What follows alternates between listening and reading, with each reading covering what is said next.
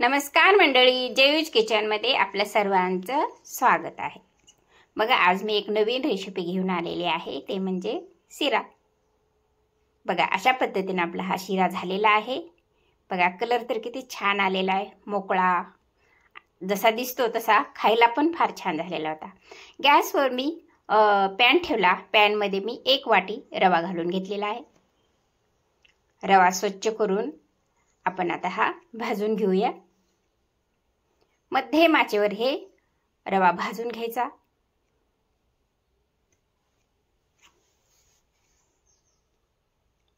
बघा, अशा पद्धतीने हा रवा मी भाजून घेत आहे। त्याच्यामध्ये मी 1 टेबलस्पून तूप टाकून घेतलेला आहे।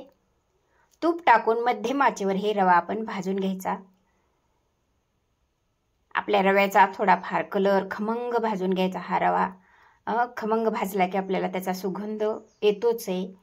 बघा, ह्याचा कलर सुद्धा कसा चेंज झालेला आहे। आपला रवा मोकळा मोकळा झालेला आहे, म्हणजे आपला रवा भाजलेला आहे। आता आपण काढून घेऊया। गॅसवर पॅन ठेवला। पॅनमध्ये मी हे 2 वाट्या पाणी ओतून घेतलेलं आहे। बघा, अशा पद्धतीने ह्या 2 वाट्या मी पाणी या पॅनमध्ये टाकून घेतलेलं आहे। आता त्याचबरोबर मी अर्धी वाटी दूध घालून घेतलं। तसेच अर्धा वाटी मी तूप टाकून घेतलं आणि ही अर्धी वाटी साखर टाकलेली आहे। ते हिरवा भाग दिसतोय तुकडा तो विलायचीचा आहे।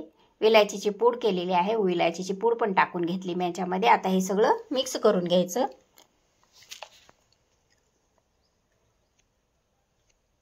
बघा, आता उकळी आलेली आहे पाण्याला आपल्या ह्या मिक्सचरला। आता आपण हे त्याच्यामध्ये आपण आता भाजलेला जो काही रवा होता, हा रवा आपण ह्याच्यामध्ये घालून घेऊया। आता हा रवा पण व्यवस्थितरित्या मिक्स करून घेऊ।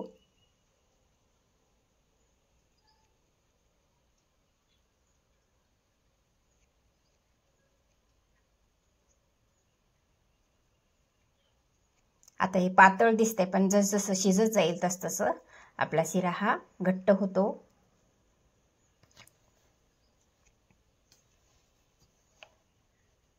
असं सारखं हलवून त्याच्यामध्ये गुटड्या होणार नाही त्याची काळजी घ्यायची। व्यवस्थितरित्या आपण हे सगळं मिक्स करून घ्यायचं। बघा, अशा पद्धतीने हे आपला शिरा झालेला आहे। आपला शिरा बुड पण सोडते, चिटकत नाहीये।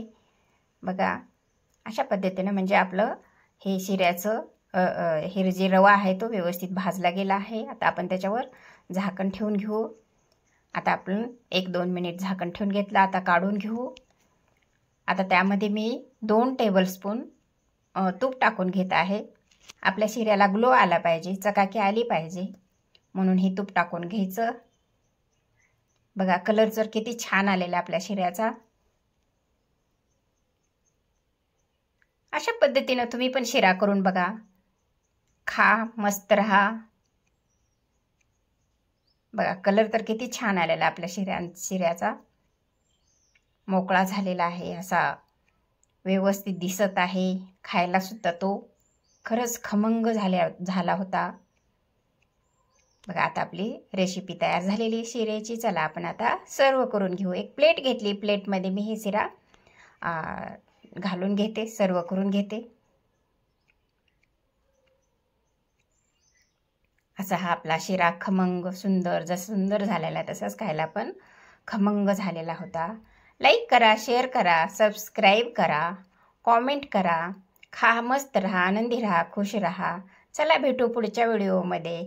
Thanks for watching.